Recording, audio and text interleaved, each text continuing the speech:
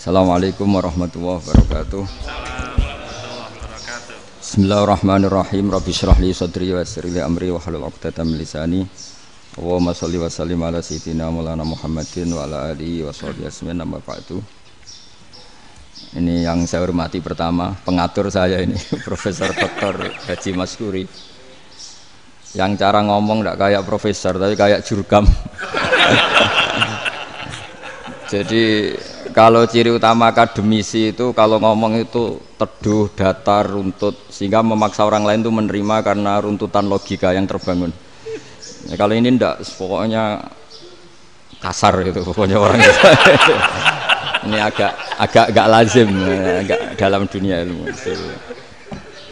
Semua wakil rektor, semua yang hadir yang saya hormati, saya seperti yang dikatakan moderator, Pak Sinten. Bapak Anwar, bahwa memang saya tidak boleh terikat sama yang di belakang ini karena ini kayak apa ya, ada satu madhab yang anak-anak Unisma semuanya harus tahu, teman-teman di Unisma menjelaskan itu tidak lebih baik. Jadi karena seakan-akan belum melakukan. Indonesia itu dulu kedatangan Islam itu tidak pernah dipertentangkan antara Islam dan negara, sehingga diskusi itu sudah salah karena para wali itu tidak pernah mempertentangkan Islam dan keindonesiaan atau kebinekaan. Satu, bahwa para wali itu misinya dakwah, di mana-mana dakwah itu pasti ketemu yang berbeda, mulai beda agama, beda pilihan madhab, beda tradisi, beda kultur. Jadi itu tidak perlu dipertentangkan, tapi malah itu jadi lahan dakwah. Sehingga kita-kita ini kalau diminta diskusi hubungan negara dan agama malah bingung, memangnya kenapa? Itu seperti dulu zaman P4, saya punya kawan di Jogja, teman saya nulis tafsir Profesor Zaini, itu pernah zaman Pak Erto disuruh sosialisasi P4 di Papua. Apa hubungan Pancasila dan UUD 45? Itu orang Papua jawab, hubungannya baik-baik saja Pak. Jadi yang unik itu ketika disuruh baca Pancasila, satu Pancasila, dua ketuhanan yang Maha Esa. Akhirnya 6 kan? Kenapa Pancasila jadi 6? Yang unik itu ketika ditanya, ini saya melihat langsung di TV 7 itu, Indonesiaku itu. Ada anak-anak kecil ditanya, bendera ini milik siapa? Bendera merah putih itu. Jawabannya apa? Milik sekolahan Pak aja. Karena memang milik sekolah. Itu yang tanya itu kaget. Milik sekolahan Pak.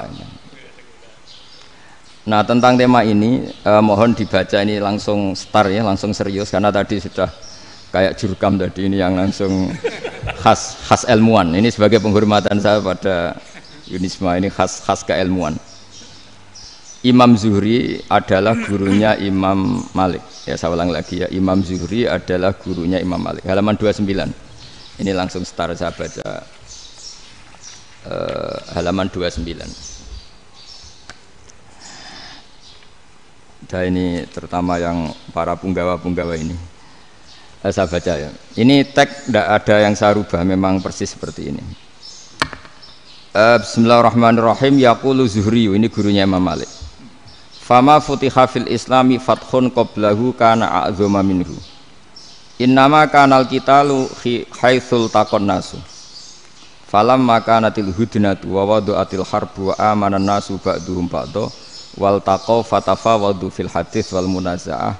Falam yaklim ahadun bil islami yaqilu syai'an illa dakhula fihi. Walaqad dakhalataini kasanaten mislu man kana fil islam qabla dzalika au aktsar. Terus ini ngomongnya harus santai, enggak boleh provokatif. Begini, kita tahu dalam perdamaian Hudaybiyah itu poin-poinnya itu semuanya merugikan Islam. Di antaranya adalah jika yang Islam masuk kafir harus dibiarkan karena berarti masuk ke habitat asli. Karena Nabi sebelum jadi Nabi komunitas pokok itu kafir, sehingga kalau Islam masuk kafir kembali ke habitat. Tapi kalau Islam masuk kafir, kafir masuk Islam itu harus dikembalikan karena dianggap bid'ah. Maka kalau kamu dituduh bid'ah itu tenang saja dulu, Nabi itu ya dituduh ji'ta bidinin muhdas, kamu datang dengan agama yang baru. Cuma agak diteruskan wa kullu muhdatsatin bid'ah wa kullu bid'atin dalalah. Jadi orang-orang kafir dulu kalau ngomentari Nabi ya jita bidinin muhdas, kamu datang dengan agama yang apa? Baru. Nabi nurut. Semua perjanjian yang merugikan Islam itu Nabi nurut. Tapi Nabi hanya minta satu hal, jangan ada perang 10 tahun. Dan orang boleh seminar, boleh diskusi tentang Islam. Ya ini dengerin betul ini. Jadi saya tidak akan provokatif, ini pakai logika. Nanti bisa dipakai disertasi doktor. Tapi saya minta orang boleh diskusi, boleh seminar tentang Islam. Akhirnya saat itu juga ada orang yang masuk Islam. Di depan tulisan itu belum kering istilahnya. Datang ke situ namanya Abu Jandal bin Suhail bin Amr. Itu datang ke Nabi, ya Rasulullah saya ini mau masuk Islam. Kata orang-orang kafir, ini pertama Muhammad, kamu komitmen enggak sama perjanjian? Kalau kamu komitmen harus kamu kembalikan. Nabi bilang, ya Abu Jandal kamu kembali ke mereka, ke habitat mereka, yaitu menjadi kafir, di komunitas kafir maksudnya. Akhirnya nangis. Sayyidina Umar itu mendekati Abu Jandal, kemudian memberi isyarat supaya ngambil pedangnya. Jadi isyaratnya wong ini baca ora wis. Maksudnya orang-orang kafir. Tapi Abu Jandal nggak mau. Singkat cerita akhirnya kembali ke komunitas kafir. Tapi yang dikatakan Imam Zuhri cara analisis ini nggak bisa pakai provokatif, harus pakai analisis. Innama kanal qitalu haitsul taqon nasu. Yang namanya perang itu menjadikan orang tidak berpikir jernih. Ini poin yang diambil oleh Rasulullah. Kalau dibahasakan Nabi curi kesempatan, masuk Nabi dikatakan mencuri, meskipun itu hanya bahasa ya. Enggak mungkin lah kita bahasakan seperti itu. Saya ulang lagi ya. Kenapa ada perang berkesinambungan sampai tahun ke-8 Hijriah? Mulai tahun kedua ada perang Badar sampai tahun 8 Hijriah itu perang terus. Nabi sama orang kafir perang terus. Akibatnya apa Pak Profesor? Namanya perang itu ya nggak kau bermikir. Pokoknya agar ketemu Islam perang, Islam ketemu kafir perang nggak kau bermikir. Padahal Islam itu bisa diterima oleh akal sehat, harus lewat diskusi, lewat pengamatan, lewat pemikiran, lewat pengendapan berpikir.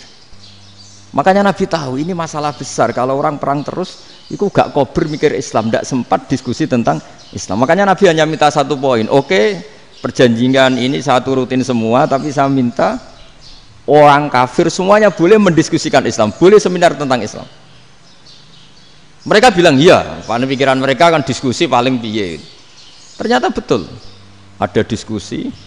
Terus temanya gini, kira-kira bener di Muhammad Abu Jahal. Terus Tuhan Muhammad sama Tuhan Abu Jahal itu keren mana? Diskusi. Tuhan Muhammad itu khaliqus samawati wal ardi, yang menciptakan langit bumi. Sebagaimana kampanyenya Muhammad. Ya mereka masih jangkar bilang Muhammad. Kalau Tuhan kita, ya berhala itu yang kita bikin, yang kadang rusak, yang kadang kudanan, terus lemutan, pokoknya terus diskusi. Kita kok bener pengirannya Muhammad.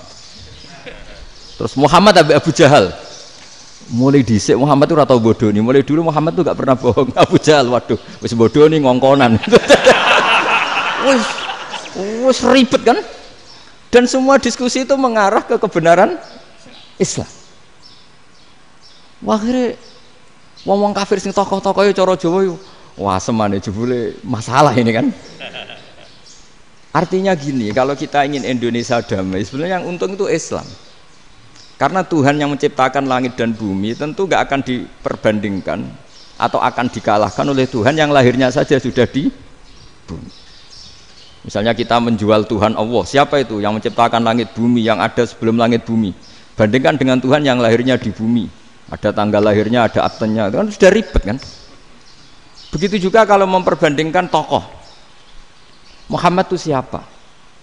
Tokoh yang bisa menyatukan pan Arabik, tokoh yang begini-begini, yang sayang istri, sayang keluarga. Dibandingkan dengan tokoh Abu Jahal, Abu Lahab yang corong jauh penggaweannya yang ngerugikan orang lain. Akhirnya orang itu mulai tertarik sama Islam. Makanya kata Az-Zuhri pakai bahasa dulu, falam yaklim ahadun bil Islam. Tapi kalau sekarang yang populer itu bahasa yatakallam. Sebenarnya yang benar itu bahasa kalimah yaklimu kalaman, karena masdarnya itu kalam, berarti sulasi nopo mujarrad. Tapi di fi'ilnya itu mujarradnya enggak kelaku. Jadi di fi'ilnya takallama ya takallamu, tapi untuk masdarnya yang kelaku kalaman. Jadi ini agak unik, agak enggak lazim. Sebenarnya kan takallama ya takallamu takalluman, tapi di masdarnya kalam populer, tapi di fi'ilnya tidak populer. Saya teruskan ya. Ini penting sekali. Jadi menjual Islam, kalau boleh dibahasakan menjual, itu tetap enak dalam kondisi damai. Karena kalau kita perang, itu bawaannya kalau ketemu ya perang. Kalau ketemu perang, sehingga orang itu rakober diskusi loh. Saat benernya Islam sampai kafir itu bener di. Karena tidak kober diskusi, tidak sempat diskusi, orang yang milih yang kafir. Karena yang mayoritas yang kuat. Sementara Islam zaman itu lemah. Lah Nabi itu yang diminta hudnah, yang penting kita damai. Terus orang boleh mendiskusikan benar mana kita dan mereka.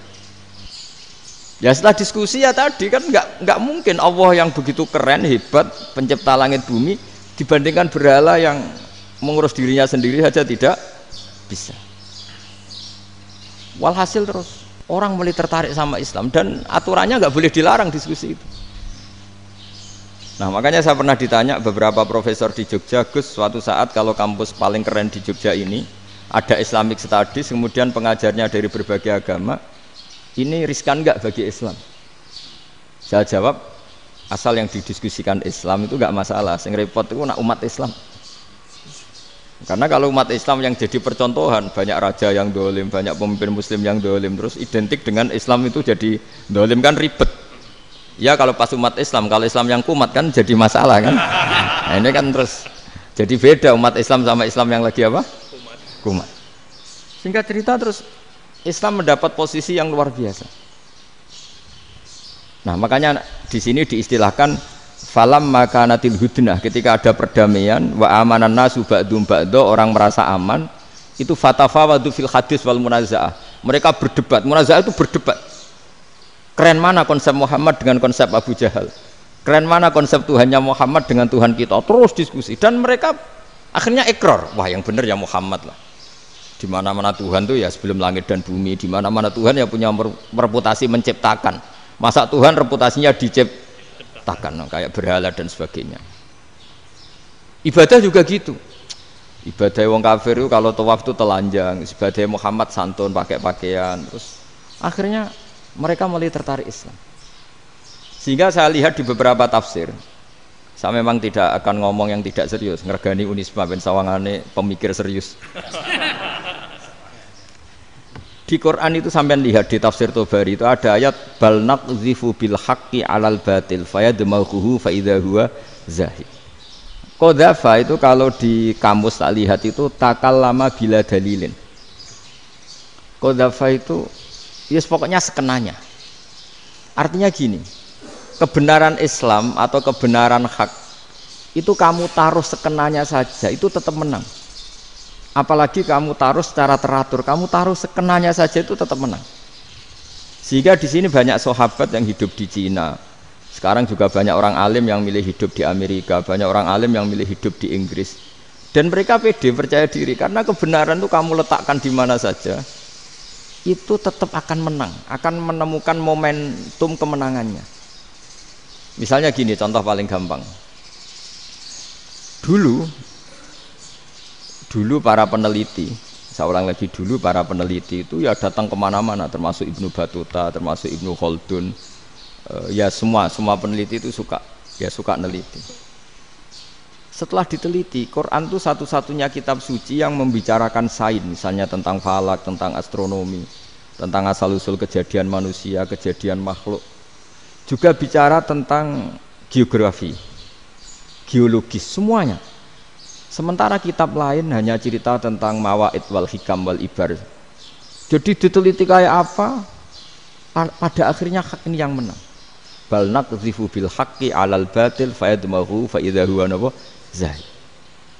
Saya berkali-kali cerita, ada ulama yang ahli matematika. Ketika ditanya kenapa kamu suka ngajar matematika, sampai muridnya itu ragu, ini guruku mlebu swarga ta ora, penggaweane mulang matematika. Tapi para muridnya bermimpi bahwa Imam Amudi itu disuruh ngajar para malaikat. Dan itu pede betul dia. Kata Allah, ini ulama saya yang iman kepada saya setingkat iman kamu. Dari malaikat itu tidak mungkin Gusti kita menyaksikan langsung engkau sementara ini di bumi, nggak nyaksikan jenengan. Kenapa bisa sepede dan seyakin itu? Akhirnya Imam Mudi disuruh ngajarin matematika. Jadi Anda kalau profesor itu nanti harus sempat ngajari malaikat, itu baru benar-benar profesor. Jadi nanti di akhirat ngajari siapa? Malaikat. Jadi ada seminar yang melibatkan banyak malaikat, narasumbernya itu seorang profesor. Itu ketika kenapa engkau begitu yakin kalau Allah itu Tuhan dan Allah itu Al-Wahidus Shomad. Terus Imam Amudi mulai nulis angka gak beraturan 2, 3, 4, 5 sampai 1 miliar 1 triliun, pokoknya gak beraturan. Kata beliau, nisbatus naini wasalasa ila ma la nihayatalaha iku nisbatul far'i ilal asli. Mbok angka sebanyak apapun 2 dibanding 1 ya far'ul wahid, 3 dibanding 1 ya far'ul wahid. Semua angka yang enggak terhingga pun dibanding 1 semuanya far'ul wahid. Semua angka sebanyak apapun itu cabang dari angka 1. Fakullu hadil awalim far'un minal wahidis somad, yaitu Allah Subhanahu wa ta'ala. Wakil malaikat tepuk tangan, iya juga. Jadi begitu juga ada ulama itu ahli gambar. Saya dulu ngaji sama Mbah Mun Al-Husunul Hamidiyah, itu kitabnya itu banyak gambarnya. Dan gale gambar yang ngawur betul, mangga ahli gambar. Saya Apple, sempurna lele. Semua gambar bangunan, gambar sapi, pokoknya gambar. Ternyata dia menemukan Tuhan itu dari gambar. Gambar serapi ini atau seruwet ini sama. Gambar rapi sama ruwet itu sama kalau dalam pandangan tauhid. Dimulai minan nuqtah al-wahidah. Kowe cek gambar sing rapi, sing indah, cek gambarmu elek. Dimulai dari 1 titik, dan titik ini nuqtatil wujud, yaitu Allah Subhanahu wa ta'ala. Jadi nak cara ahli tauhid gak penting gambare api, menang lomba atau ora penting. Butuhe hadis surah ini gambar baik yang rapi maupun ndak adalah min nuqtah dari 1 titik. Ya. Alam raya sebanyak ini mbok gambar mbok ora, cek mulai Mars sampai Jupiter kabeh semua bentuknya yang banyak ini semuanya min nuqtatil wujud, yaitu dari titik wujud. Gini kok Allah Subhanahu wa ta'ala. Di sini hebatnya ulama-ulama, mbok dia pengajar matematika, mbok pengajar gambar, semuanya dipakai perangkat untuk tauhid. Ya, itu kan juga bagian dari Islam damai, Islam yang sangat tidak perlu perang untuk orang dipaksa Islam. Enggak perlu provokatif kayak tadi pidatone rektor jenengan tadi. Jadi ciri utama ilmuwan tuh kalau ngomong datar tapi logikanya enggak terbantahkan, itu ciri khas ilmuwan. Kalau ciri khas politikus kalau ngomong itu keras, provokatif lah kira-kira gitu. Tapi isinya biasa. Nah saya berharap nanti semua profesor doktor itu datar tapi isinya kualitasnya bagus ini. Mentes. Jadi makanya terus kata ulama, kenapa diistilahkan balnat zifu bil haqqi? Kenapa pakai qadzafa sementara qadzafa maknanya takallama bila dalil? Maksudnya bila dalil di sini itu min ghairi ikhtiyajin ila dalilin. Kebenaran itu memang enggak butuh dalil. Apa kita perlu dalilnya apa? Buktinya apa? Kalau 3 itu cabang dari 1. Wong gendeng yakin yang takut gitu pas orang gendeng. Wong 3 cabang dari 1 kok ditanyakan buktinya apa? Itu min awalil bidah. Pertama orang pasti tahu kalau 3 itu far'ul wahid. 1 juta juga far'ul wahid. 1 miliar juga far'ul. Gambar yang sebanyak apapun ya dimulai dari 1 titik. Cek gambar benar maupun yang tidak. Akhirnya apa? Ulama dulu itu sebegitu rileks nerangkan tauhid. Lalu kenapa asma ini yang ya ini kan khas NU ya, khas pesantren. Sebenarnya saya keberatan pakai istilah khas NU, pakai khas pesantren karena NU itu anaknya pesantren, jangan dibalik pesantren anaknya NU, karena sebelum ada NU itu ada pesantren. Tapi kayaknya Unisma lebih suka pakai bahasa NU dan saya ya agak orderan yang terpaksa disuruh ngomong.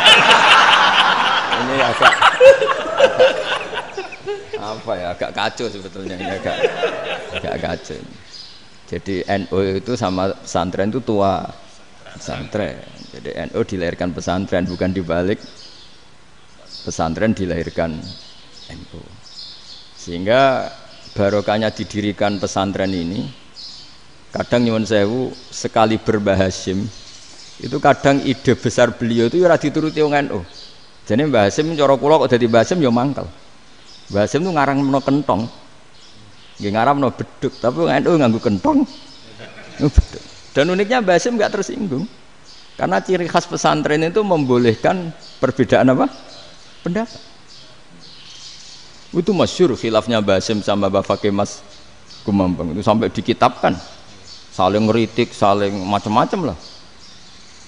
Jadi cara berpikir Mbah Hasyim ketika Nabi rembukan, ini gimana ya cara menentukan waktu sholat ya? Ya pakai kentong ya Rasulullah, dzakalin nasara itu untuk orang Nasrani. Ya pakai buk itu trompet, dzakalil Yahud itu untuk orang Yahudi. Terus, ada yang lagi pakai api ya Rasulullah, dzakalil Majusi itu orang Majusi. Setelah itu ada orang datang lari-lari cerita mimpi azan tadi. Ya itu terus dipakai sarana pemanggilan sholat ya azan itu. Sehingga Mbah Hasyim menolak kentong. Karena mantas sababi qaumin fahuwa minhu. Beliau keras sekali sampai bilang haram. Beliau judulnya ya haram, Al-Jasus Antakrimin Nakus. Setelah naskah itu sampai ke Mbah Fakih Mas Kumambang di Gresik situ, di daerah Dukun situ. Dulu nggak ada WA ya, jadi sampainya ya lama. Makanya saya sampai sekarang nggak punya WA karena ya saya ulama kan, kalau WA-an terus ya jadi ulama. Nggak jadi ulama main WA-an terus itu. Lah itu termasuk rektor gak kau bermikir itu mesti kebanyakan WA. Karena kan otaknya didikte oleh sesuatu yang masuk. Sesuatu yang dilihat itu kan pasti mendikte kita. Beda kalau yang enggak WA-an kan mikir apa kita yang menentukan. Kalau WA-an kan kita ditentukan. Mau mikir anaknya butuh apa gara-gara WA informasi Jakarta mikir Jakarta. Padahal secara kewajiban ngapain kamu orang Malang mikir Jakarta. Gara-gara WA, mikir Jakarta belum selesai ada berita di Sulawesi, mikir Sulawesi, habis itu mikir NTT. Makanya semua orang sekarang merasa tokoh nasional gara-gara informasi yang masuk itu nasional. Jadi Mas Yo RT yang mikir gimana Gus Indonesia kok. Ada RT loh. Sampai lupa kalau dia itu RT. Jadi semua orang sekarang merasa tokoh nasional. Dan itu gara-gara apa coba? Akhirnya semua orang juga punya ide tentang nasional. Harusnya negara itu gini-gini. Jebule wonge sing duwe ikon iku sapa? RT. Ribet kan? Saya teruskan. Setelah naskah itu sampai ke Kiai Fakih Mas Kumambang. Beliau itu marah besar. Ini harus dilawan dan saya bukan karena benci Mbah Hasyim. Beliau teman saya ketika ngaji Kiai Mahfud di Mekah. Jadi Mbah Fakih dan Kiai Hasyim itu teman ketika ngaji di Mekah. Terus cara ngelawan tuh lucu. Lucu. Gak ilmiah tapi gak ilmiah wong alim tetap ilmiah. Di mana-mana serupa itu tidak sama. Ya kalau mungkin zaman Nabi di Madinah itu zaman itu kentong itu identik dengan milik Nasrani. Di Indonesia beda. Pos kampling ya kentong, kebakaran ya kentong, wae sarapan orang di LP ya pakai kentong. Jadi tidak ada jaminan kalau kentongan itu identik dengan Nasrani. Lalu haramnya di mana? Yang di mana-mana tasabuh itu identik. Ini tidak identik. Mulai masalah kan? Mulai masalah. Jadi beliau gaya judul Hazruus.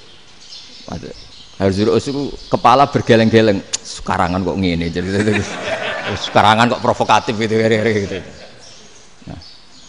Dan itu Mbah Hasyim ya hormat Mbah Fakih hormat Mbah Hasyim. Saya sendiri secara pribadi itu lebih suka pendapat Mbah Hasyim sebetulnya. Karena bagi saya sholat itu sakral, ya sudahlah kalau sakral ya dipanggil dengan sesuatu yang sakral yaitu kalimat thayyibah azan. Tapi saya tidak akan bilang kalau kentongan itu haram. Karena kalau haram alasannya mirip orang Nasrani. Sementara pos kampling ya pakai kentong, ada banjir ya kentong, ada kebakaran ya kentong. Jadi tidak identik untuk misa atau untuk sholat ala Nasrani. Tapi itu dulu ya rileks saja, dua beliau itu ya saling menghormati padahal saling kritik. Dan dulu ulama yang beda madhab itu ya saling menghormati. Imam Syafi'i itu kalau sholat di kawasan Masjid Abi Hanifah ya tidak kunut. Ketika ditanya kenapa kamu tidak kunut sementara engkau berpendapat kunut itu sunat, ikroman di hadal madhab, saya sangat menghormati madhab. Imam Ahmad bin Hanbal itu berpendapat kalau orang pakai bekam, pakai iftisot atau hijamah itu batal sholatnya. Sementara Imam Syafi'i mengatakan tidak batal apa sholatnya atau wudunya tidak batal. Tapi Imam Ahmad itu ditanya, apa kamu makmum Syafi'i? Bagaimana mungkin saya tidak makmum sama wali kutub seperti Imam Syafi'i? Padahal menurut keyakinan Imam Ahmad ini sholatnya batal, ini habis ikhtijam udah wudu, tapi tetap saja beliau karena perbedaan pendapat di furu' itu lazim. Ya orang boleh berdebat lah. Ketika Unisma datangkan saya, itu saking senengnya kiai, apa saking sombongnya sampai ngatur kiai, kan nggak pernah bisa diperdebatkan. Itu kan orang boleh debat kan? Itu saking angkuhnya apa saking senengnya kan nggak jelas kan? Kan dan orang boleh setuju pendapat saya, yaitu ngatur kiai itu haram. Setuju juga Pak Rektor, ekspresi mahabbah itu ya macam-macam. Dulu sahabat ya gitu, sahabat itu ada yang nggak kenal wajahnya Nabi sama sekali sampai akhir hayatnya. Ketika ditanya, lo kamu itu sahabat kok nggak tahu wajahnya Nabi? Saya tidak pernah berani memandang Nabi karena ijlalan Nabi, terlalu menghormati saya sehingga tidak berani memandang wajahnya. Ada sahabat yang penggawaannya dulu wajah Nabi sampai bisa nyifati alfiu faminunil hajib, sampai bisa nyifati detail karena dulu wajah Nabi itu ibadah. Ada seorang wali ditanya, kalau kamu di surga ingin nggak melihat Allah? Enggak. Loh, tapi semua orang ingin melihat Allah. Unazzihu dzalikal jamal an-nadhari misli. Ben gak elek-elek Allah tak delok terima aku. Wong ra jelas. Berarti kok delok pangeran. Banyak. Jadi justru tapi karena saking takzimnya. Enggak lah, mosok sak aku kok. Makanya saya berkali-kali cerita. Menurut kesepakatan ulama, soft awal itu paling baik. Tapi banyak juga wali yang kalau sholat itu di belakang. Koyok paling bener yang kok ngarep gitu. Lu bayangkan misalnya kamu semangat di soft awal di masjid haram, jebule sholatnya salah. Itu dari malaikat gayane kok ngarep, jebule ra roh.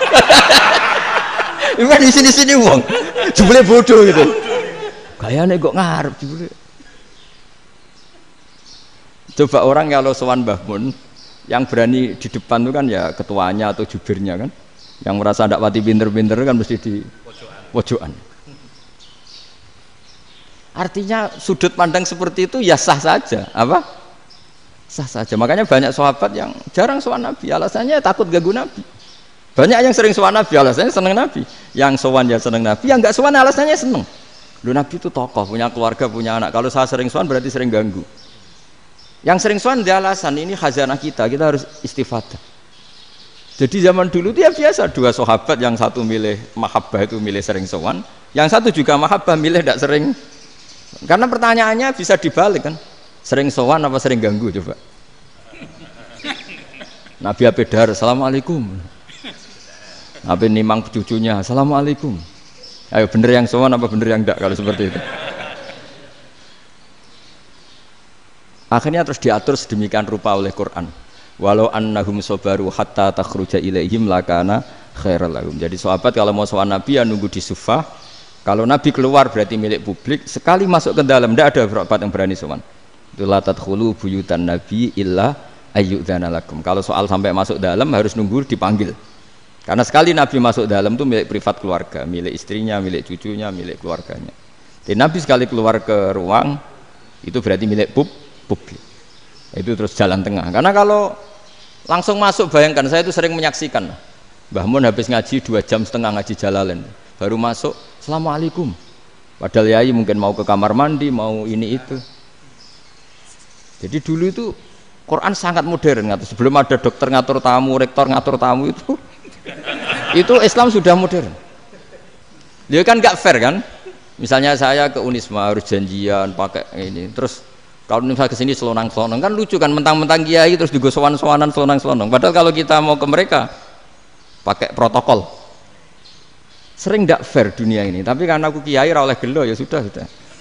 Akhirnya saya memutuskan gak gampang kemana-mana karena itu. Saya sering didatangi ajudannya menteri, Gus mau ada tamu dari Jakarta tanggal ini, mesti saya bilang, mereka milih tanggal yang mereka kosong. Kok tidak mikir apa saya pas itu kosong? Tak jawab enggak lah, sebelum diatur bahasanya dan tawaduknya. Gitu. Akhirnya dibalik, datang lagi. Gus jam dengan kosong apa kita menyesuaikan. Lah itu lagi dia akhlak kata saya. Itu baru punya akhlak katanya. Bukan masalah ini, bukan masalah gengsi ya. Saya sendiri itu dolan ke alumni itu jarang karena ya takut. Kiai kan yang nganggur jam 09.00 nganggur, jam 10 nganggur. Bisa saja alumni itu kerja di pabrik, bisa saja yang latihan ekonomi di pasar. Sehingga kalau saya datang jam 9, iki kiai sing nilai santri ini, apa kiai sing ganggu santri. Nah karena orang ini melakukan rutin itu gak kok berpikir, pokoknya ngono jenenge silaturahim.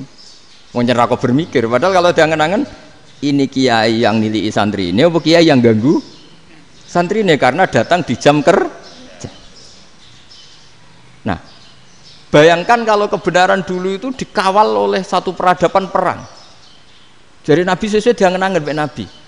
Perang Badar menang Nabi, perang Uhud menang wong kafir, perang ini gonta-ganti. Apapun itu yang penting satu kesimpulannya, cara Rasulullah kesimpulannya satu. Orang tidak kober mikir kebenaran secara mengendapkan pikiran dengan pikiran jernih. Maka hebatnya Nabi ketika perjanjian, pokoknya saya minta nggak ada perang.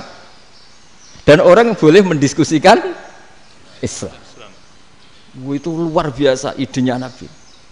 Karena bawaan perang itu orang kan nggak kober mikir. Ibarat seorang misalnya seneng satu perempuan, ketemu rivalnya langsung perang kan gak mikir. Tapi kalau kau bermikir, dia ngenangen cawe wedok iku ora seneng aku. Untungnya apa untuk wong ayu ora seneng, malah mau loro hati. Terus sudahlah, buruan dialihkan kemana kan gitu. Itu nak mau amen WA-an tukaran lewat SMS atau tarung langsung ora kau bermikir. Tapi kalau kau bermikir, akhirnya berpikir nih. Perempuan tadi sebenarnya yang disenangi siapa? Oke, ternyata senang Pak Erick. Sudah kita ngalah. Karena tidak ada nikmatnya kan menikahi perempuan yang sama sekali tidak mencintai kita. Tapi kalau nak kau berpikir pokoknya diprovokasi, wah kue kalah mbak A, kue kalah mbak B, pikirannya kan, ojo sampai kalah. Bareng wis menang ternyata ada mas. Lah. Nah bayangkan Islam itu seperti itu dulu, dipertarungkan. Luang Islam itu dinu aklin, agama yang diterima dengan akal sehat. Tapi sekarang ukurannya perang, yang menang berarti benar, yang menang benar, kan terus jadi repot. Itu Nabi tidak ingin, makanya Nabi ingin sudahlah, nggak ada perang. Nah, makanya kata Imam Zuhri, fathul Islam terbaik adalah orang boleh diskusi tentang Islam dan tidak ada perang. Lagi-lagi penting, tidak perang itu penting, silmun itu penting, perdamaian itu. Setelah tidak ada perang, akhirnya fatafawadu fil hadis wal munaza'ah, orang boleh diskusi apa saja, termasuk boleh adu polemik. Konsep satu Tuhan dan Tuhan banyak diperdebatkan. Akhirnya Nabi secara rileks bisa menjelaskan. Muhammad, urusan kita banyak. Kalau Tuhannya satu tidak cukup, Tuhan harus banyak untuk menyelesaikan berbagai urusan. Ada Tuhan bagi rektorat, bagi ya, macam-macam kan. Ada Tuhan untuk ngurusi utang, ngurusi BPKB, macam-macam. Terus kata Rasulullah, enak saja Nabi jawabnya. Ya kalau kamu punya majikan banyak, perintahnya beda-beda, kamu mangkel enggak, bingung enggak? Ya susah mat. Kalau majikannya banyak, perintahnya beda-beda, kita jadi repot. Senang mana? Senang majikan satu. Ya sudah Tuhanmu itu majikan kamu. Kalau Tuhannya banyak, perintahnya macam-macam, kamu yang repot. Akhirnya sudah mat Tuhannya satu aja. Nah, itu ya barokahnya diskusi tadi, barokahnya enggak perang. Daraballahu mathalan rajulan fihi syuraka'u mutasyakisuna wa rajulan salamal lirajul hal yastawiyani masalah. Terus alhamdulillah. Jadi orang yang paling kafir pun saat itu taslim. Nah, ini kembali ke kalimat la ilaha illallah. Saya tidak perlu provokatif, pasti teori saya itu benar. Bukan saya bilang benar itu karena sombong, enggak. Ini sesuai teks. Misalnya begini, benar enggak kelompok takfiri yang suka ngafirkan orang lain? Itu pasti tidak benar. Logikanya gampang. Orang yang kafir 70 tahun saja dengan melafadzkan la ilaha illallah menjadi muslim. Masa dengan kalimat yang sama yang muslim menjadi kafir? Itu logikanya kan enggak ketemu. Orang kafir 70 tahun untuk menjadi muslim disuruh baca apa? La ilaha illallah. Tapi gara-gara baca la ilaha illallah nyekel patok jadi kafir. Pertanyaannya, loh ini kalimat apa? Kalimat untuk mengkafirkan apa kalimat untuk mengislamkan? Karena yang kafir dengan kalimat itu menjadi Islam, ternyata yang Islam dengan kalimat itu menjadi kafir. Itu ketemu enggak cara logika itu kan enggak ketemu kan? Makanya cara pikirannya Abul Hasan Asyadzili, dan saya setuju pikiran itu. Istighfar ini boleh orang Jawa Timur protes karena kadang beda manhaj, tapi jangan protes saya, protes Abul Hasan Asyadzili, kualat mesti sampean. Ketua Torekoh napa? Sadziliyah. Cara madzhab Sadzili, dan Anda boleh berbeda madzhab, mencari khasnya wong kampus wani beda. Beda kapasitas lah, pokoknya butuhnya beda. Dan ketok pinter, ketok kritis tuh. Cara madzhab Abdul Hasan Asadili itu gini Pak Rektor. Jadi istighfar itu baik. Tapi ba'da kamali tauhid, setelah tauhidnya itu benar. Alasan beliau masuk akal. Ketika ada ayat fa'alam annahu la ilaha illallah wastaghfir li dzambik. Bihadil kalimah. Jadi orang boleh istighfar itu setelah tauhidnya benar. Alasannya Abdul Hasan Asadili begini. Qul lil ladzina kafaru iyantahu yughfar lahum ma qad salaf. Katakan kepada mereka yang kafir, sekali mereka tidak kafir, maka otomatis dosanya masa lalu diampuni. Pertanyaannya, yang bisa menghentikan kekafiran itu kalimat apa? La ilaha illallah. Dengan hanya melafadzkan la ilaha illallah Muhammadur Rasulullah langsung yughfar lahum ma qad salaf, langsung dosanya diampuni. Berarti yang menjadi pengampun dosa lah, penyebab pengampunan itu apa? La ilaha illallah. Itu bahkan orang kafir belum istighfar. Di ayat itu kan Allah gak mensyaratkan setelah la ilaha illallah istighfar baru diampuni, enggak. Asal la ilaha illallah langsung yughfar lahum ma qad salaf. Saya ulang lagi ya, jelas ya. Jadi kulil ladzina kafaru iyantahu yughfar lahum ma qad. Nah, sekarang iyantahu, mereka berhenti dari kafirnya. Syaratnya pakai apa? La ilaha illallah Muhammadur, itu langsung yughfar lahum ma qad. Artinya apa? Ghufranullah itu bisa didapat hanya dengan mujarrodut tauhid, yaitu hanya dengan melafadzkan kalimah thayyibah. Dan sahnya istighfar juga berdasar kalimah thayyibah itu. Misalnya gini, orang kafir sebelum Islam melafadzkan astaghfirullah, astaghfirullah, astaghfirullah, kira-kira diterima enggak? Enggak kan? Karena syaratnya istighfar ba'dat tauhid. Nah, makanya dalam madzhab Sadili istighfar itu setelah la ilaha illallah. Karena cara pandang ya seperti itu. Jadi fa'alam annahu la ilaha illallah wastaghfir li dzambi. Jadi dengan kebenaran tauhid saja ini sudah cukup kita insya Allah layak diampuni. Karena innallaha la yaghfiru ayyusyraka bihi wa yaghfiru ma duna dzalika liman yasha. Jadi orang yang tauhidnya benar itu bisa diampuni Allah asal tauhidnya benar. Itu Allah ngendikan liman yasha wa yaghfiru ma duna dzalika liman yasha. Dawe Imam Suyuti walam yakun liman yastaghfir. Jadi orang yang bertauhid secara benar meskipun gak sempat istighfar itu tetap potensi diampuni. Karena bawaan tauhid itu sudah menjadi layak diampuni. Kayak orang kafir sekali ngelafatkan kalimat tauhid mbok gak istighfar langsung diampuni. Nah, karena melihat seperti itu terus orang berlomba-lomba memperbanyak jumlah ngelafatkan la ilaha illallah. Jadi kita yang alim, kita semua, saya tidak bilang saya, kita termasuk yang di pinggir-pinggir saya ngaku alim ora masalah lah soalnya. Kita semua yang alim-alim itu tahu bahwa la ilaha illallah itu super. Sudah bawaannya tauhid, juga punya kelayakan diampuni. Nah, kemudian nasib kita agak sial. Malah kalimah ini dituduh bid'ah, dituduh khurafat.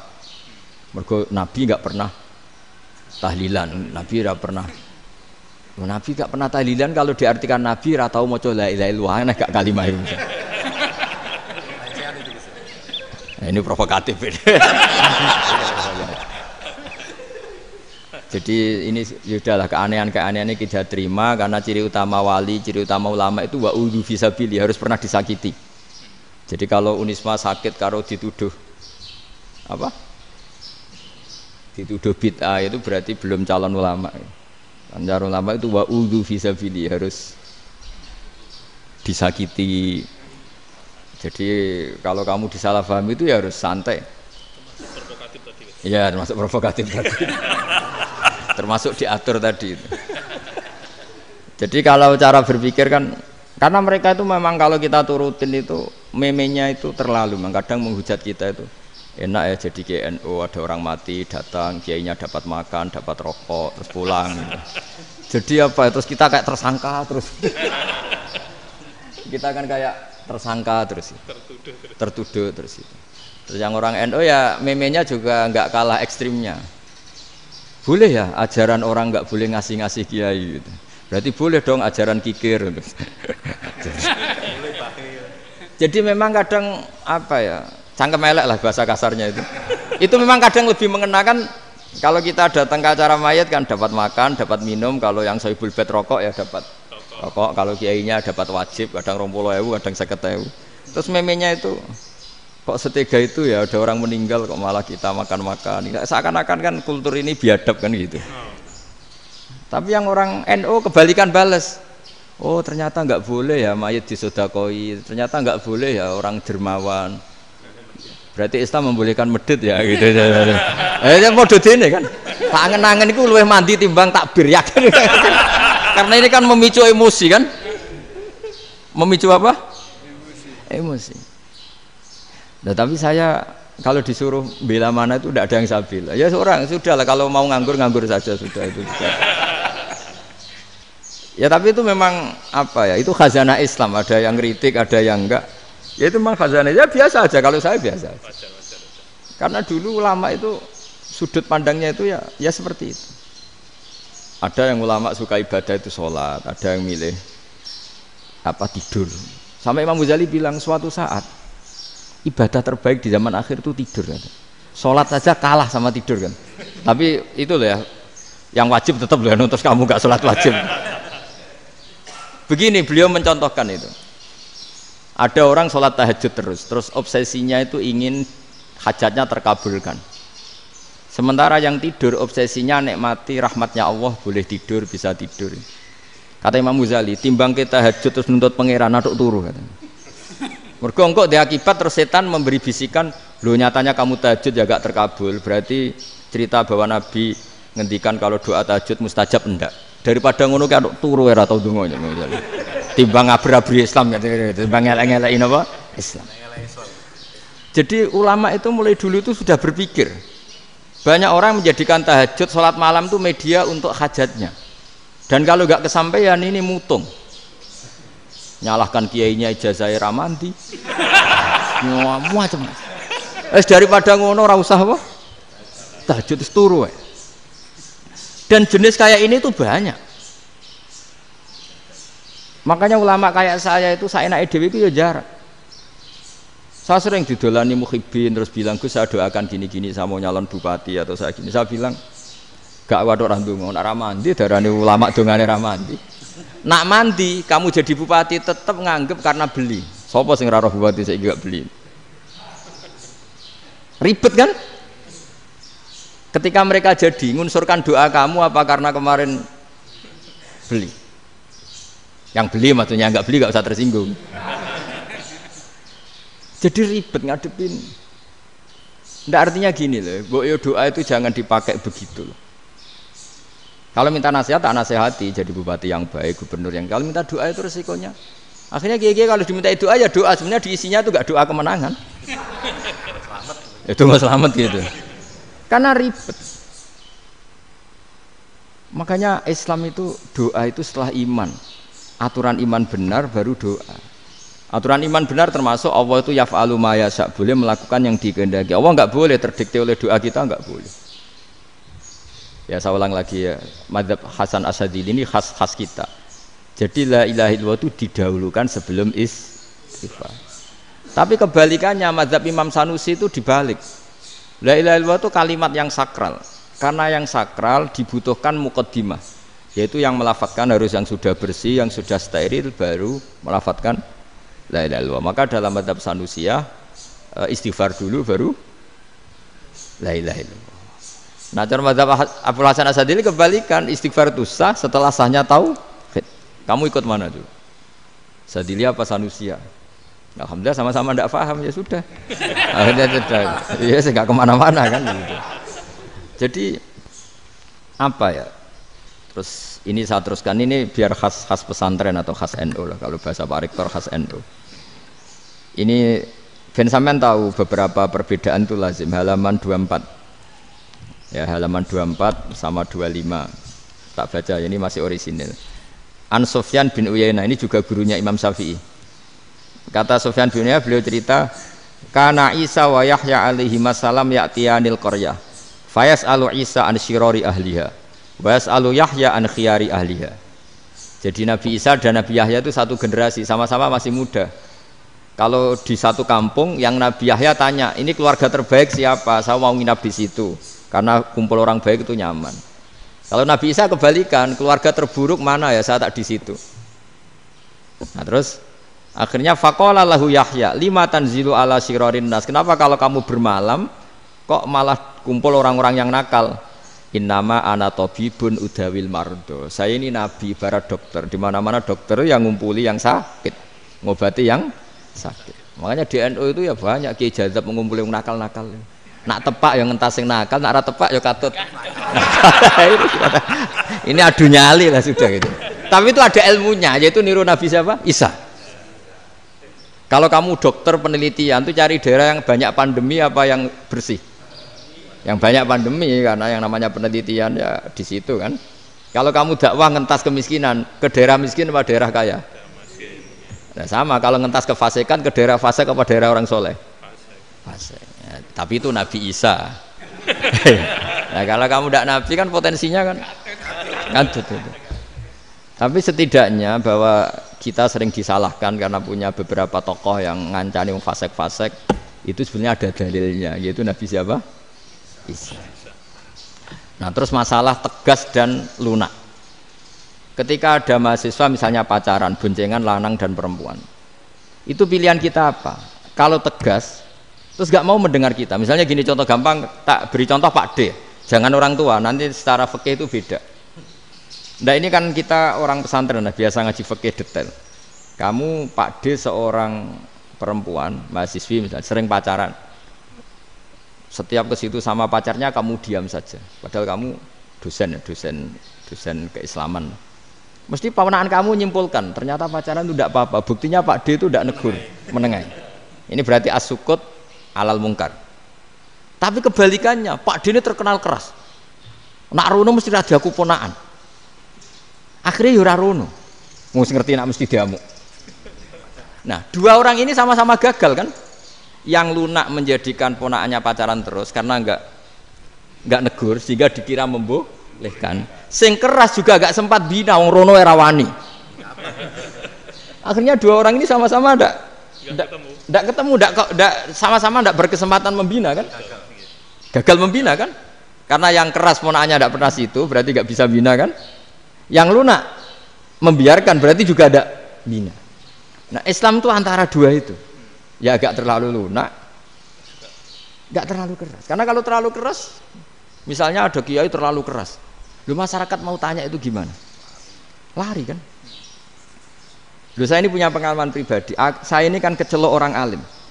Itu kalau pernah ya saya itu berusaha ya pokoknya ya umumnya orang alim lah, tenang terus anteng, enggak gejlok-gejlokan. Itu enggak ada yang tanya. Saya mimpi ketemu beberapa ulama itu disalahkan. Terus umat saya kalau mau tanya itu ke siapa? Wong alim wis wibawa, meneng tambah banget wibawane. Kalau Quran sering gojlok rektor macam-macam. Terus wong wanita kok, saya biasa ke pasar pandangan dicegot orang. Gus, putri saya itu sering keluar darah tapi melebihi batas haid gini-gini. Kalau badhe sowan jenengan, gak usah sowan ning kene mbek ngadeg-ngadegan. Terus tanya, yang haid berapa hari, Gus? Ya supaya rudat ilal adat sebelum dia punya penyakit istihadah itu berapa? 6 hari ya sudah, kembali 6 hari lainnya mustahadah, tetap sholat, tetap normal. Tapi kalau saya wibawa, moro pasar gue tasbih seduwilu. Iku mesti wong salaman njaluk donga yakin. Tapi baru kayak rada uraan ketemu wong-wong, dol pening ndi? Mak pening ndi? Gus beneran Gus ketemu jenengan kula wingi badhe tua kok. Akhirnya tanya. Dadi uraanku iku amdan. Lho nek sampean asli, iki asli uraan. Karena ndak uraan lah tetap ndak wibawa kan. Jadi baru kayak uraan itu ya banyak. Saya itu kalau ngantor di Jogja itu banyak orang yang tanya. Ya biasa tuh tanya macam-macam. Karena saya uraan. Ke pasar ya orang, bahkan di bis sering ketemu orang. Wah beneran Gus kalau badhe sowan jenengan badhe tanya ini. Ya sudah di sini aja. Jadi semua itu diilmoni. Nabi itu punya sisi yang dua-duanya jalan. Memang beliau luar biasa, dipilih Allah yang luar biasa. Nabi ketika wibawa itu banyak sahabat yang bahkan mengenali wajahnya aja tidak bisa. Ka'anna ala ru'usihim at-tayr. Bayangannya seakan-akan di kepalanya itu ada burung yang takut terbang, saking antengnya. Tapi Nabi sekali mengeluarkan job, sekali santai, itu sahabat tanya itu sampai yang nggak pantas ditanyakan. Nabi saat tadi kumpul istri saya, tapi tidak inzal, itu wajib mandi ndak. Aro'aita law anna ahadana ya'ti imro'atahu walam yunzil. Itu ya ditanyakan. Nabi mun kumpul mboten saged inzal sepundi. Guys metu lagi. Terus ya ada yang tanya macam-macam. Ya saking ada sahabat dipanggil Nabi tambah lari, dipanggil lagi tambah lari. Panjenengan nyeluk, oh pas kula kumpul bojo kula. Lah kula kuwatir jenengan orang suci, saya belum mandi, makanya saya lari. Terus Nabi ngendikan innamal mukmin thahir, ya nak masalah ketemu kiai ra apa-apa ijek junub. Penting kok nak salat ya adus sik. Tapi Nabi sekali pakai madzahirul jalal, tapi pakai wibawanya, itu orang enggak berani ngomong. Tapi sekali Nabi rileks, itu orang bisa tanya apa saja, termasuk halal yang enggak pantas. Lalu ada sahabat itu tanya lucu, tanya Maimunah. Maimunah itu ya cantik tapi sudah agak tua lah. Maimunah, ya umal mukminin, hukumnya ngambung bojo pas Ramadan piye? Wah gak roh aku, gak tahu diambung kan Nabi pas Ramadan. Tanya Saudah, wah malah orang arah diambung kalau Saudah itu kan wis tuwa itu. Lucunya istrinya dia jawab, tanya Aisyah yang mungkin Nabi, iya yang mungkin tanya Aisyah. Itu yang usul ya istrinya Nabi Maimunah. Selalu Aisyah, tanya be Aisyah. Ya Amirul ya umal mukminin gini-gini. Wah Aisyah yang cantik masih perawan kan. Qabbalani Rasulullah bahwa oh Nabi biasa ngambung-ngambung pas Ramadan dan beliau tetap puasa. Akhirnya fakih ngarang kan wa takbil fi Ramadan wa tublah la tubtilu shauma ngambung ora. Iku ya udah biasa di sini. Ya nasi bojone ayu. Ndak ini artinya seasik itu. Jadi garwane Nabi sing ngrasa rodok tuwa. Wah, aku ora tahu ya. Kok Aisyah. Serilek itu dulu itu. Maksudnya orang Islam pertentangan itu. Maksudnya ini ya balik semua ini bedanya orang pesantren sama orang kampus. Kalau orang kampus mau cerita agama itu rahmatan lil alamin, tapi nyontokno rileke ora iso. Agama itu rilek, tapi nyontokno rileke ora iso. Mergo ya rapati ngaji. Contohnya ora iso, dadi mau gawe kaidah kok Islam itu rahmatan. Jadi Nabi itu lah, Allah juga gitu. Allah itu kalau sudah memperlihatkan madzahirul jalal, itu mbok malaikat Jibril rawani. Ketika Allah dengan madzahirul jalal. Tapi kalau Allah dengan madzahirul jamal, madzahirul apa? Jamal. Iku ya gojol-gojol kan sampai makhluke gojol. Ya buli-bulian cara sakniki. Ya sampean delok ning hadis syafaat itu, akhiru man dakhalal jannah atau akhiru man kharaja minan nar itu di beberapa judul. Ada seorang rojul yang ahli neraka ya, dintas mbek pangeran terus ditudono swarga. Gusti, swarga ngiler tok ora wong wayu roh wis ngiler tok. Ngerjaluk Gusti mosok roh tok ora oleh mlebu. Jarimu asal mlebu metu kon neraka ora jaluk-jaluk meneh. Sumpah lho ya, gak jaluk apa-apa meneh. Mboten Gusti. Sekali saya keluar dari neraka ndak akan minta apa-apa lagi. Wis. Wallahi, wallahi. La as'alu ghairaha. Maksudnya ghaira khoslah, ghaira tilkal khoslah. Ya niku selain keluar dari neraka saya tidak akan minta lagi. Didono swarga wong do kelon seruwibet kan. Sing bojone elek kan dendam dadi ini swarga iku. Swarga iku wis macam-macam. Gusti mosok roh tok ora oleh mlebu. Jarine janji ra njaluk meneh. Akhire ya wis didelokno neraka. Jadi pangeran jawabe gampang didelokno neraka. Roh neraka begitu menyakitkan, begitu ngeri. Sudah Gusti saya tidak minta surga, sementing nggak masuk neraka. Rabbana srif anna adzaba jahannam. Setelah lama itu diadepno swarga njuk mlebu swarga, terus diadepno neraka. Akhirnya ya sudah. Saiki mlebu swarga gak apa-apa. Iku jawabe lucu. Atas taziu jenengan ngenyek kula. Wong karwan ra ahli swarga kok mlebu swarga. Terus akhirnya mlebu swarga, kan mlebu swarga tamanna, sangen-angen sing mbok jaluk apa? Orang angan-angan yang indah-indah laka wa asratu amsal ya siku tak turuti wa asratu amsalih lan lipatan ke-10. Jawab wong lanang ya lucu. Atas tazi ubi wa anta rabbul alamin. Jenengan pangeran kok ngenyekan. Maksudnya wis karuan aku ora pantes. Terus jare pangeran, la astazi ubika walakinni ala ma asya'u qadir. Aku gak ngenyek kowe, pancen aku pangeran. Nuruti kowe iku iso. Jadi Allah sendiri ketika dengan madzahirul jamal itu malaikat ya ono sing wani bantah. Masyhur itu kan malaikat sing bantah pangeran atas alufia mayufsidu fiha wa yasfikut karena Allah dengan madzahirul jamal. Sing paling masyhur Nabi Musa. Nabi Musa itu ketika Nabi Mi'raj. Nabi Mi'raj itu beliau kira-kira di langit keempat lah yang masyhur atau kelima. Ngelangkai. Nabi Musa nangis, "Ya Rabbi ini apa-apaan?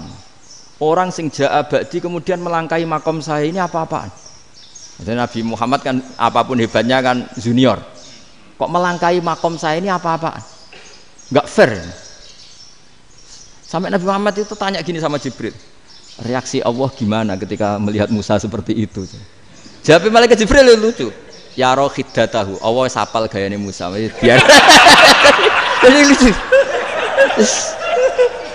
Ya dibiarin aja sama Allah. Tapi wong jenenge Nabi Musa itu kekasihnya Allah. Tetap berkah bagi kita. Betul. Ketika setelah Mi'raj diwajibkan sholat 50. Gentena Nabi Musa kelihatan nabinya. Sebenarnya Nabi Musa itu sebetulnya loh, enggak menguntungkan kita sebetulnya. Tapi yang menguntungkan. Sebenarnya enggak niat menguntungkan kita, tapi menguntungkan. Nabi Ibrahim kan di langit ke-6, keren lah. Konti jong ketemu Allah ngeten-ngeten kan sholat seket. Karena Nabi Ibrahim terkenal Nabi baik ya tidak bantah. Bareng Nabi Musa. Kenapa diceluk pangeran? Kula kan sholat ping 50. Inna ummataka la tutiku dalik. Wah, gak kuat umatmu. Serai-rai gak umatmu ora ngarah kuat 50 rakaat. Tapi sebenarnya Nabi Musa itu niatnya bukan membela kita. Fa inna ummati la umatku sing gagah-gagah ra iso meneh umat. Berarti sebetulnya ya itu masih pakai gengsinya gitu. Wes ngono-ngono lah sementing kita untung. Sebetulnya dia itu enggak terima wong umat saya aja yang lebih kuat.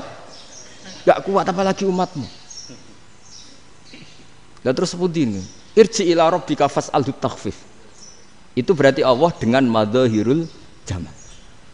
Sudahlah, datang ke Allah minta keringanan. Allah itu baik.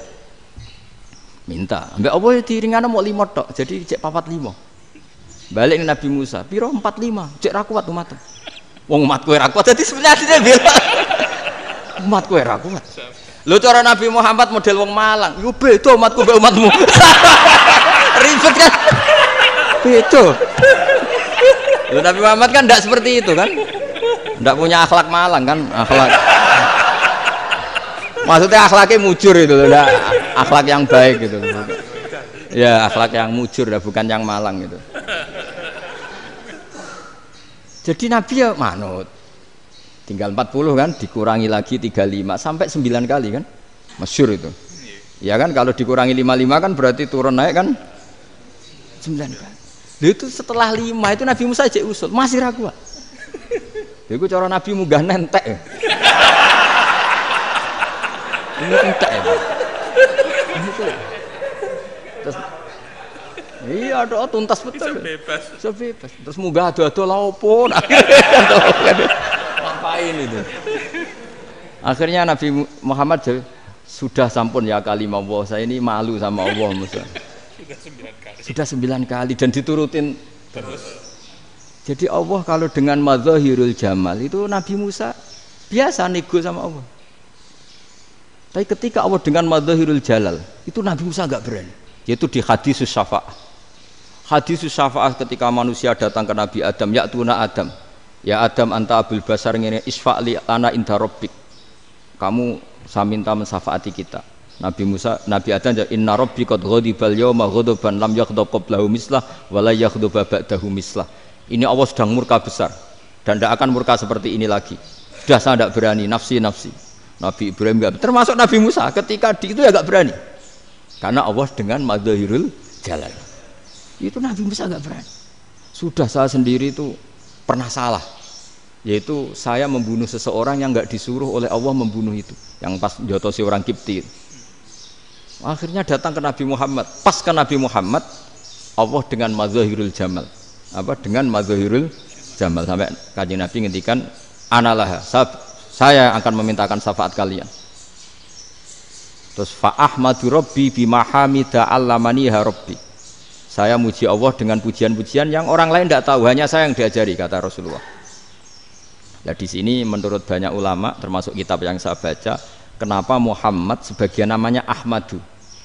Itu dari af'al tafdil fa Muhammadun ahmadu min ghairihi. Muhammad Rasulullah itu kalau muji Allah di atas cara mujinya nabi yang lain. Jadi Ahmadu bukan dari fi'il mudhari' lil mutakallim tapi dari af'al apa? Tafdil. Fa Muhammadun ahmadu min ghairihi. Bahwa Kanjeng Nabi Muhammad sallallahu alaihi wasallam itu cara mujinya Allah di atas pujian para nabi. Makanya di sini Sayyid Ali Zainal Abidin kalau muji hamdal hamidin wa fauqa hamdil hamidin. Jadi pujian saya ini di atas rata-rata cara mereka apa? Memuji. Yaitu sirinya apa? Nabi itu tahu bahwa akhirat itu tidak bisa batasi Allah. Kamu tidak bisa nyemprit Allah. Allah, ini akhirat loh. Amal sudah ada manfaat. Ingat itu. Tidak bisa seperti itu.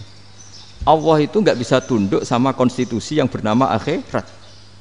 Artinya Allah meskipun di akhirat tetap duwe hak yaf'alu ma yasa atau yaf'alu ma yurid. Nggak bisa kamu terus wah ini akhirat amal ra iso dikirim wong mati, amal ra iso dikirim. Ya pangeran kok mbok atur. Kalau kita yang mengirimkan tidak bisa, tapi kalau Allah tetap bisa. Makanya ada kiai mengatakan kodok qadar ora iso dirubah, itu kamu. Makanya ada seorang kiai ditanya, kodok qadar ora iso dirubah sekali dicatat selesai. Jari kiai tadi, tapi nak Allah iso. Dalile apa ya yamhuwa ma yasha wa yusbit. Nak Allah ya iso, sing ra iso kan kita. Nah, Nabi itu tahu betul meskipun akhirat itu Allah masih bisa dinego saking baiknya. Akhirnya Nabi sujud, masyhur itu terus, ya Muhammad irfa' ra'sak wasal tuqa wasatu safa. Semat sirahmu angkat. Kowe apa tak turuti. Terus semenjak itu Nabi minta apa? Syafa'. Artinya apa? Ketika Nabi lain berpikir bahwa akhirat ini membatasi amal karena sudah Nabi tahu betul kalau Allah tetap Allah. Yang enggak terbatas kekuasaannya, enggak terbatas rahmatnya juga saat di akhir. Makanya disebut fa Muhammadun Ahmadu min ghairihi. Makanya wa mubasysyiran bi rasuli ya'ti mim ba'di ismuhu Ahmad. Jadi makanya terus banyak GNU sing macam-macam lah. Sing ana sing potongane wedi terus hati-hati. Niku berarti makome Madhahirul Jalal. Ana sing amen guyon nek makome Madhahirul Jamal. Ana sing ra jelas ngene iki, sing ra jelas. Nak guyu buanter kok nak nangis yo buanter. Jebule urusan utang lah ini sudah yang udah. Jadi makanya yang rileks saja. Sebenarnya agama ini santai, rileks karena agama ini harus bifarohin wasururin. Enggak boleh agama ini dibawa dengan kekerasan, dengan antisosial. Karena agama ini harus kul bi fadlillah bi rahmati fa bidzalika falyafrahu, harus senang, harus rileks. Makanya saya jadi kiai itu senang takutnya gini. Sekali saya tidak senang jadi presiden buruk. Ternyata jadi wong alim ora enak, itu contohnya.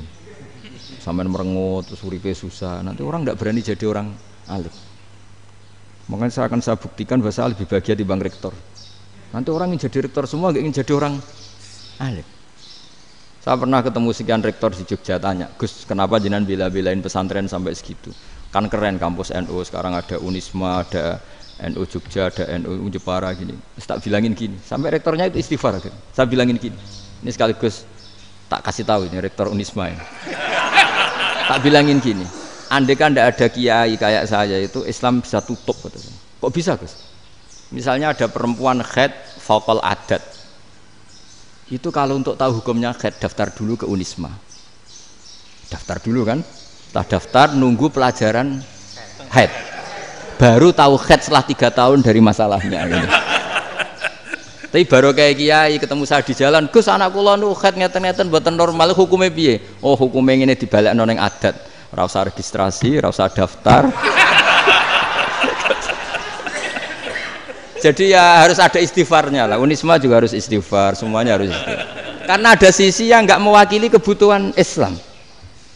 Tapi saya sebagai kiai juga istighfar. Karena fakta hukum mengatakan yang boleh jadi KUA yang jabat, yang boleh kemenak yang punya gelar. Dan ini yang mengawal Islam secara undang-undang karena mereka yang bikin. Nah, karena kiai tidak punya gelar tidak bisa jabat di situ. Saya juga istighfar. Jadi tidak sampai entok yang istighfar. Karena yang kebutuhan ini terwakili yang punya gelar.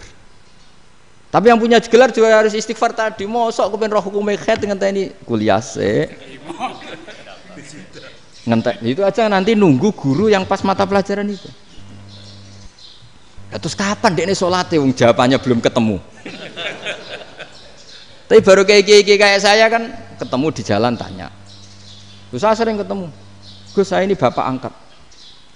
Mau nikahkan putri saya, itu gimana itu kalau cerita wali sebenarnya anak saya sok, kalau nggak cerita nggak sah karena saya bapak angkat. Itu banyak. Hanya tak akali ya sudah wali yang sebenarnya taukil pada hakim tanpa diketahui, tapi hakikatnya itu taukil hakim. Itu kan tidak gampang. Nah, tapi kalau tanyanya di kampus registrasi dulu, daftar dulu, baru tahun berapa ada pelajaran itu. Semester 5 baru tanya. Iya kan? Semester 5 ya? Iya. Oh, itu kan. Jadi jangan kira terus sistem Unisma itu yang terbaik di dunia, enggak juga kan? Enggak juga. Dan sistem-sistem yang lain maksudnya enggak. Tapi sistem kiai lho, Mbah Mun juga sering pesen saya, kowe kudu seneng pegawai negeri. Piye-piye sing jaga agama pegawai negeri. Kemarin pas acara 7 harinya Gus Robasa matur itu di depan para kiai. Setelah saya jadi kiai ya itu nyata. Islam di Papua, di NTT yang bawa siapa? Dokter negeri, ya kan? KUA negeri. Barokahnya mereka negeri dijamin negara kan? Barokahnya Muslim berkebutuhan Islam. Akhirnya bikin musola di situ, bikin masjid. Bahkan di Korea Utara itu ada masjid bawaan duta besar, karena banyak duta besar Muslim berkebutuhan masjid.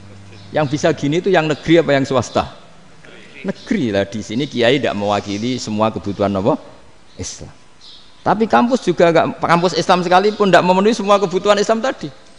Masa orang tanya kan nunggu semester berapa tadi? Semester 5 masih daftar dulu. Nunggu pelajaran itu.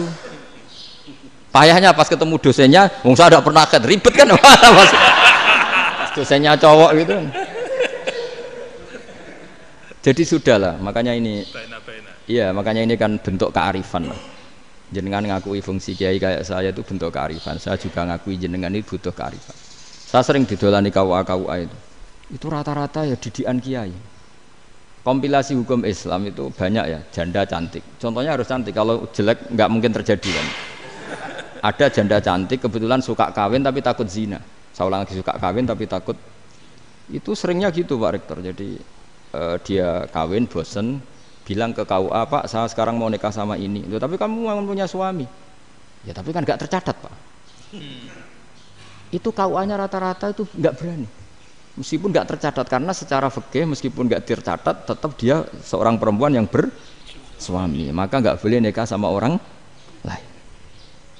Jadi coba kalau nyun sewu KUA hanya ngikuti hukum formal, yang penting di catatannya nggak punya suami, ya dinikahkan saja kan. Tapi mereka enggak, karena didikan kiai enggak berani. Artinya gini, kalau hanya pro hukum catatan sipil, maka ini dinikahkan bisa karena enggak tercatat. Tapi secara hukum santri enggak bisa dong menikahkan perempuan sing dadi zaujin yang punya suami.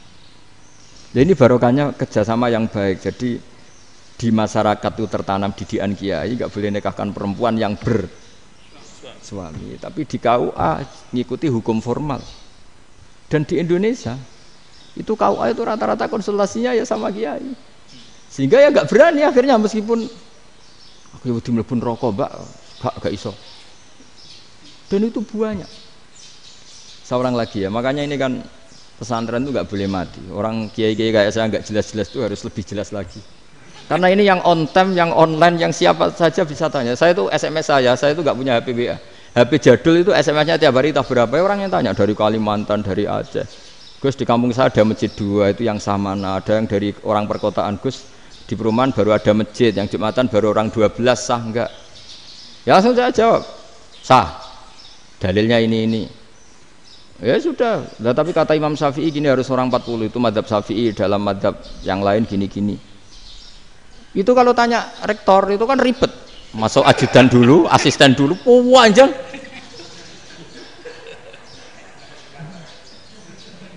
Wah itu kan ribet kan? Manggil dosen, dekan VAI dipanggil, dekan VAI nggak mau langsung jawab, cari dosen yang nekuni itu. Usul fikih saya nekuni itu baru seminar, nunggu dulu mbak, ini orangnya baru. Panjang kan? Bisa tutup Islam kalau kesuwen. Coba kalau tanya kiai kan enggak ketemu di jalan. Dulu Mbah Zubair kata Mbah Mun, saya termasuk santri yang diapresiasi Mbah Mun. Dhisik Mbah Zubair yang ngono, anak nong takok pesuan gak oleh. Gak takok ning kene ae. Jangan biasa ditanya orang ngadeg-adegan. Ya alhamdulillah ilmunya cukup, kalau gak cukup ya kok sik. Jadi sebetulnya orang sopan itu ya agak ada yang ditutupi sebetulnya. Mboten prayogi teng dalan nginjang mawon matur. Ya sebetulnya ya sebenarnya memang ilmunya agak cukup gitu. Tapi itu sebenarnya secara fikih itu haram, menunda itu haram. Yo haram tuh, coba bayangkan ya, kalau tanyanya sekarang, Gus saya ini sudah keluar darah 1 bulan penuh, padahal normalnya hanya 6 hari. Saya nanti sholat enggak? Kalau nginjang mawon dugi kula, berarti kan hari ini belum ada keputusan. Sholat apa enggak kan? Tapi karena modus tadi, boten prayogi nggih ngendikan ngoten-ngoten dalan nginjang tengen kula. Itu kemungkinannya 2, sopan atau goblok itu saja. Kayaknya kalau sopan enggak lah. Kayaknya enggak lah kata saya. Karena secara fikih itu jelas haram. Bagaimana mungkin sesuatu yang harus dipraktekkan nanti duhur dijawab besok? Berarti duhur, asar sampai subuh belum ada jawaban. Berarti nggak ada sholat kan? Makanya dibutuhkan orang-orang alim yang kultural seperti ini. Dan NU menghormati kultural. Tapi Mbah Mun juga sangat menghormati Islam formal karena tadi produk-produk formal itu bisa dilembagakan oleh negara dan itu kita ikut untung. Makanya Mbah Mun itu kalau punya tamu KUA, punya tamu polisi sampai pejabat itu. Kenapa saya contohkan KUA? Supaya jangan kira seperti pendapat orang-orang hasud, wah mesti aja disolani presiden senang, menteri senang. Enggak juga. Sebenarnya semua kiai itu mulai KUA sampai polisi, polsek, polres itu senang semua. Karena sama-sama diajak mengawal bangsa ini, diajak mengayomi semua masyarakat. Tapi kadang-kadang masyarakat ngeritiknya, jenenge kiai disolani menteri ya seneng presiden. Padahal yang sowan kiai itu ya mulai KUA, Kapolsek, kepala desa, RT, Mudin. Itu Mudin kalau tanya ya lucu-lucu. Gus kalau nate nyembelih pitik kemanian, pitike gede man. Akhirnya wis ngerti nak kemanian langsung tak sebelah meneh. Terusane ku sah ta ora. Ribet. Ya tak jawab, lah pitike pasti ku jek urip ta ora. Terus urip Gus, wis sah cara madzhab Malik kerja urip. Karena itu ada perdebatan antara madzhab Malik dan madzhab Syafi'i. Nah, cara Imam Syafi'i itu agak ketat. Hewan yang punya kehidupan sudah mutharibah, misalnya ayam jago, contohnya harus jago, karena kalau ayam kecil diikhlaskan haram. Jadi yang cilik wae kan gitu. Fikih itu ya, fikihnya orang Indonesia itu pecundang. Kalau ayam kecil enggak ditanyakan, mate ra wis. Kalau jago ditabrak truk kejet-kejet. Andai kan nggak disembelih pun mesti mati. Itu cara madzhab Syafi'i itu haram. Karena penyembelihan ini tidak menjadi penyebab kematian, tapi memang karena kecelakaan tadi. Tapi cara madzhab Imam Malik enggak. Andai kan nggak disembelih, matinya kan 2 menit lagi atau 1 menit lagi. Andai kan nggak disembelih. Berarti mati sekarang itu bawaan pisau apa bawaan kecelakaan? Ya sudah halal gitu caranya. Nah akhirnya ya saya bilang ya sudahlah kita semuanya mati. Jadi cara debat, cara Imam Syafi'i enggak, cara berpikir itu sudah tidak kehidupan yang normal. Yang dimana-mana penyembelihan itu mematikan yang hidup normal. Jadi agak ketat. Sehingga dalam contoh kemanian, kalau dalam bahasa Jawa nyembelih agak sempurna terus pesonya jatuh atau apa itu, kalau pakai madzhab Syafi'i agak kesulitan. Jadi kalau madzhab Malik asal diselesaikan cara fauron dan juga sebagian madzhab Syafi'i itu halal. Nah orang mesti tanya gitu, Gus, wedhusku tabrak truk, man Gus kejet-kejet. Tapi nak pitik cilik ra ditakok. Makanya termasuk kritiknya Mbah Mun, tapi ini madzhabnya Mbah Mun ya. Kamu boleh ikut boleh ndak karena ini urusan ndak penting. Dewe wong-wong lucu, nak ditakoki yuyu muni haram mergo amfibi. Yuyu ngerti sampean? Yuyu nggih. Tapi nak ditakoki kepiting muni halal. Mergo nak yuyu haram gak eman, nak kepiting eman. Padahal alasannya coba, kenapa yuyu haram? Karena amfibi kan, bisa di air. Pertanyaannya, kepiting seperti itu enggak? Nah, tapi kepiting kalau haram kan eman. Karena besar kan, kalau yuyu silahkan haram kan gitu. Artinya apa? Fikih kita ya agak-agak pecundang gitu, agak-agak pertimbangan. Iya, ini lucu kan? Kualitatif. Coba alasannya yuyu haram karena apa? Amfibi kan? Hidup 2 alam. Pertanyaannya kepiting seperti itu enggak? Iya. Kenapa? Kalau orang tanya, yuyu haram apa halal? Rata-rata jawab haram. Tapi kalau kepiting mulai khilaf. Loh mestinya kan sama kan? Nah itu karena unsur imannya. Iya tadi. Saya juga sering melihat tonggo-tonggo itu.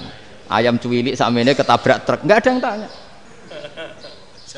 Tapi saya pernah jalan-jalan di Naruan sini. Ono jago ketabrak, sing duwe langsung marani kula pas saya naik motor. Gus ini halal apa haram? Nak langsung kula sebelah halal apa haram? Wis kanggo kowe halal ya halal. Karena saya tahu tak jawab haram mesti kecewa itu. Aduh. Akhirnya kiai ini beratnya kan. Ya akhirnya ya saya setelah itu Fatihah Imam Syafi'i ngapunten umat kula nu ra siap mangke madzhabe jenengan tuh ndak siap. Iya kan akhirnya pakai madzhabnya Imam Malik tadi. Ya tak Fatihah Imam Syafi'i ini mboten niat nglawan jenengan. Tapi ngobati tiang eman. Mergo pitike besar itu. Jadi ini kan cerita ya itu makanya yang rileks saja lah bahwa Islam ini yang rileks, yang menyenangkan karena ya agama ini harus menyenangkan. Raditu billahi robba. Raditu itu senang banget, ridho itu puas. Enggak boleh beragama pertuntungan terus emosinan. Ya marem atau dia itu marem jadi yang nyaman. Ya saya kira demikian. Assalamualaikum warahmatullahi wabarakatuh. Pelajari Pak. Pon. Alhamdulillah. Satu aja yang di sini. Oh satu aja. Nggih. Damel syarat. Jadi mungkin ada satu pertanyaan aja. Satu saja. Bukan keluhan. Ini mumpung Gus Bak pada Madhohirul Jamal. Iya, Madhohirul Jamal. Sebentar lagi sudah Madhohirul Jalal. Jadi gak kena ditakoni. Monggo setunggal mawon. Ya Pak. Niki ambil. Nggih. Ampun dawa-dawa terus Gus. Ya jagal-jagal ya. Assalamualaikum warahmatullahi wabarakatuh. Saya Fadil, alumni Unisma yang kuliahnya paling lama.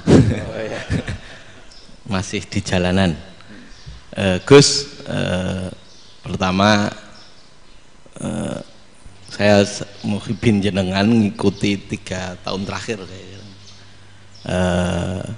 Sepertinya ketika Mbah Hasyim Asy'ari hadir di tahun 1900-an sampai mendirikan itu kok suasananya sama seperti Gus Baha hadir di tengah-tengah situasi genting Indonesia ini. Saya kira yang memunculkan nama Gus Baha di banyak media online yang saya amati itu malah awalnya dari kelompok bukan kita gitu. Dan itu kami melihat bahwa apakah nanti 1926 dan 2026 satu abad NU, saya kok termasuk orang yang punya semacam harapan gitu Gus Baha bisa ya mungkin kalau beliau Mbah Hasyim Rois Akbar, sekarang Rois Am, nanti ada istilah baru lah tengah-tengah antara Rois Am dan Rois Akbar. Karena setiap satu abad harus ada mujadid dan kami berharap kamu aja tak angkat. Itu yang pertama, artinya mohon maaf Gus. Yang kedua soal saya termasuk orang yang cukup iskal dengan peristiwa Nabi, kalau banyak disebutkan itu kisah Nabi Khidir Khodir yang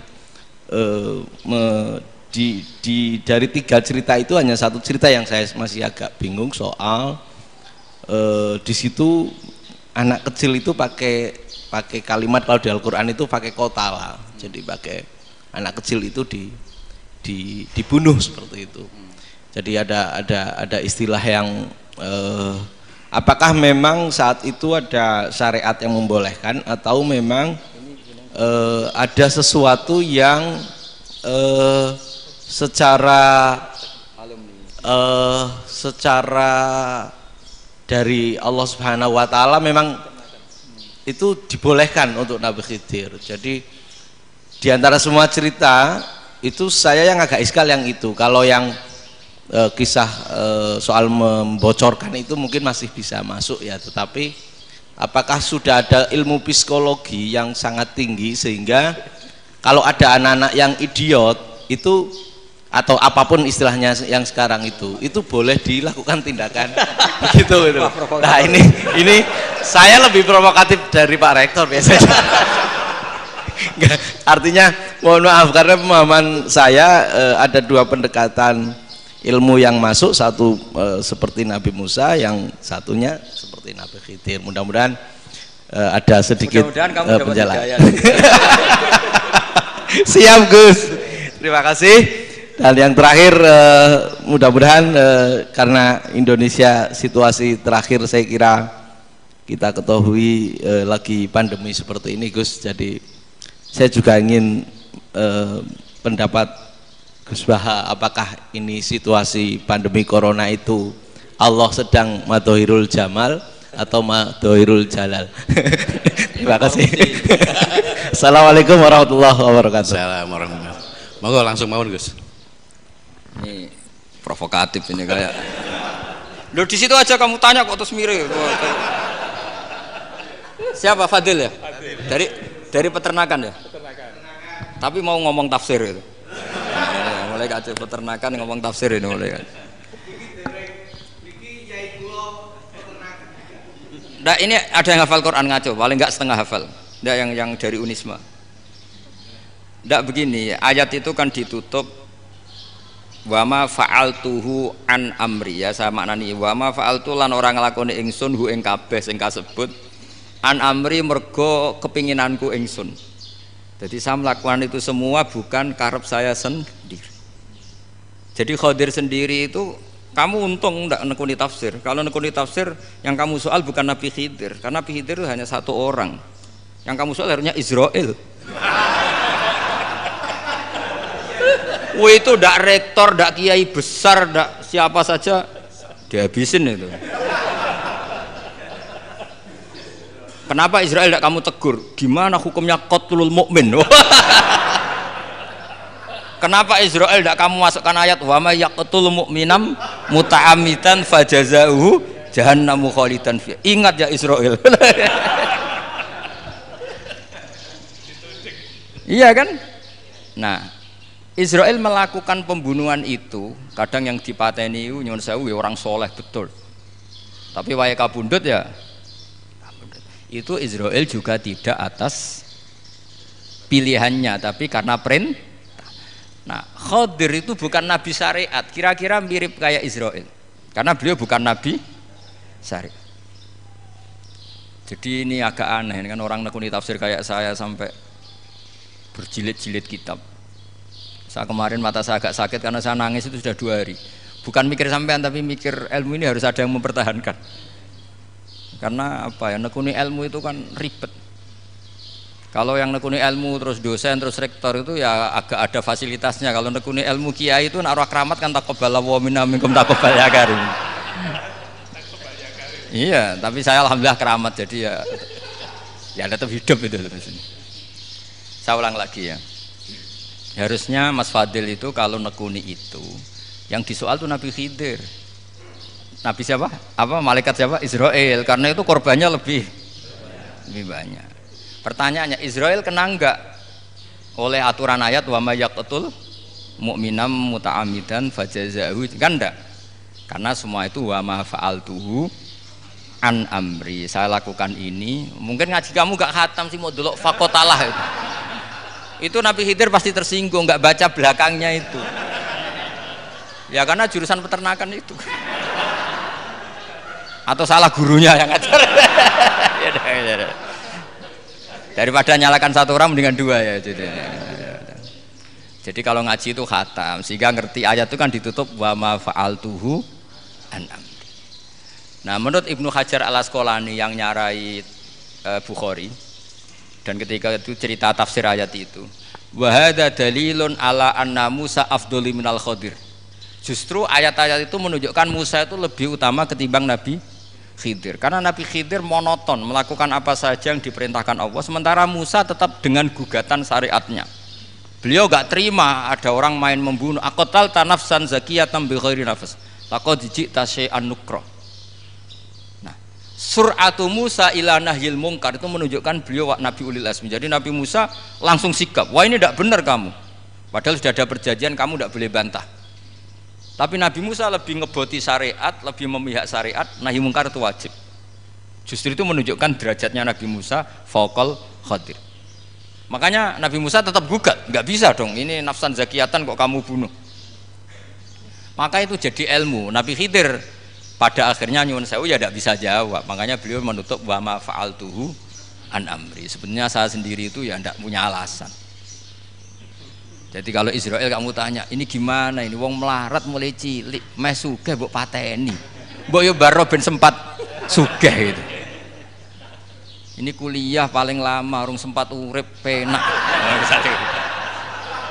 Nah itu kan mbok yo mateni wong kira-kira lah nek wis sempat mapan sempat. Lu andai kan Israel pakai aturan syariat kan mateni orang kan ya dikira-kira lah.